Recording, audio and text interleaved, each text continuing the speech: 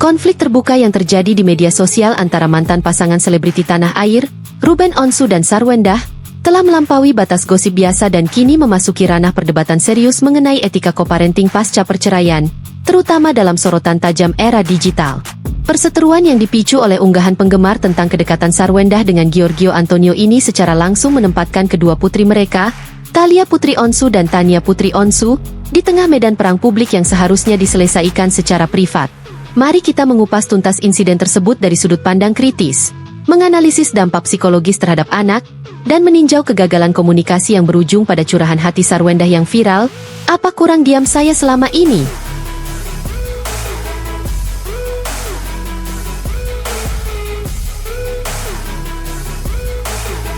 Awal mula ketegangan bermula dari sebuah unggahan video yang dibagikan oleh akun fanbase Erliawati pada awal November 2025.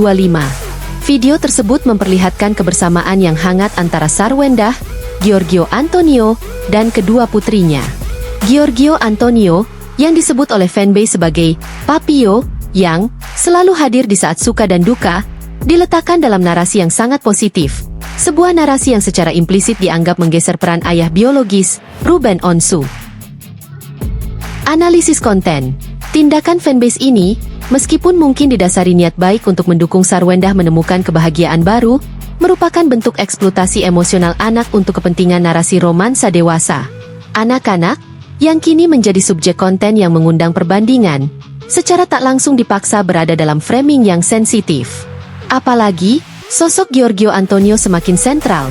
Ia bukan hanya hadir di live shopping pekerjaan, tetapi juga telah diterima dalam lingkaran keluarga, dibuktikan dengan momen tulus seperti pelukan Thalia dan kehadiran Gio di acara keluarga.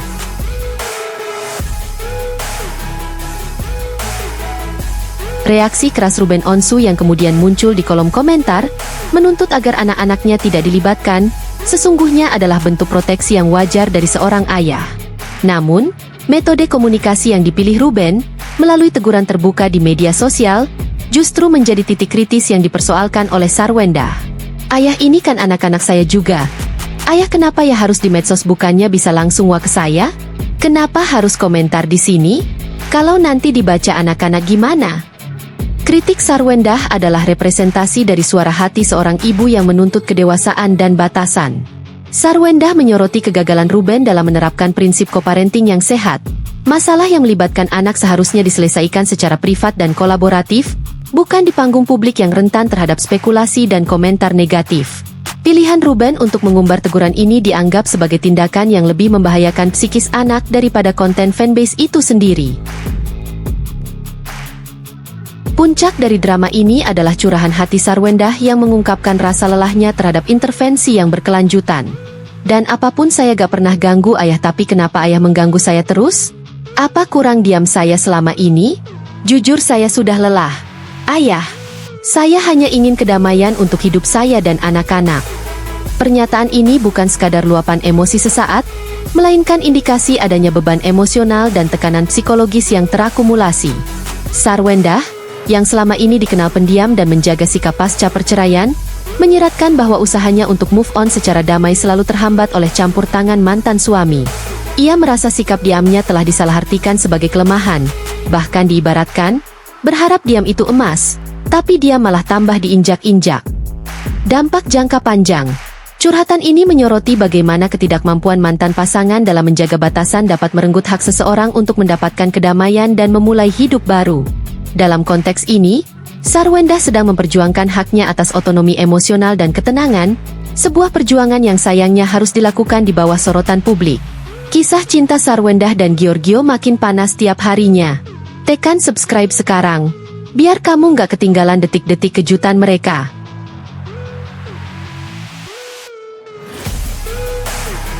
Konflik terbuka ini menimbulkan pertanyaan etis yang besar.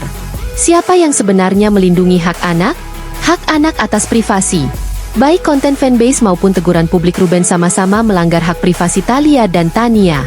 Anak-anak seharusnya tidak menjadi props dalam narasi romansa atau pertikaian orang tua.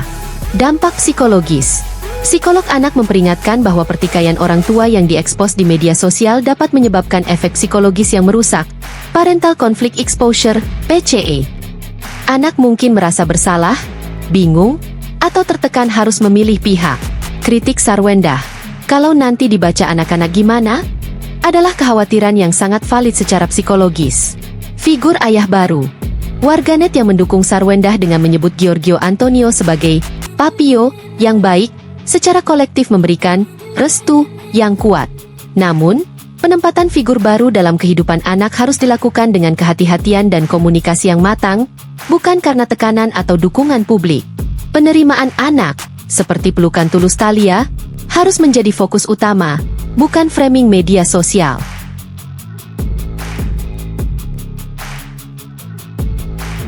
Tindakan Ruben Onsu dianggap kontradiktif oleh publik. Meskipun pernah menyatakan akan membiarkan Sarwendah bahagia, tindakannya ngotot di media sosial dianggap sebagai bentuk intervensi yang tidak sehat. Sebagai respons, Ruben sempat mengunggah konten yang diduga kuat merupakan sindiran balasan untuk Sarwendah, menyiratkan bahwa orang yang bereaksi keras terhadap sindiran adalah orang yang bermasalah. Sikap saling sindir ini semakin memperpanjang drama.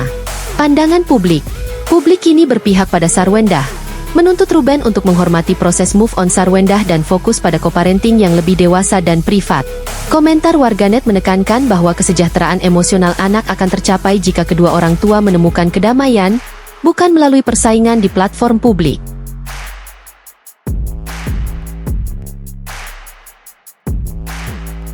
Konflik Sarwendah dan Ruben Onsu adalah cerminan pahit dari tantangan co-parenting di era digital, di mana media sosial menjadi medan perang yang merenggut hak anak atas kedamaian.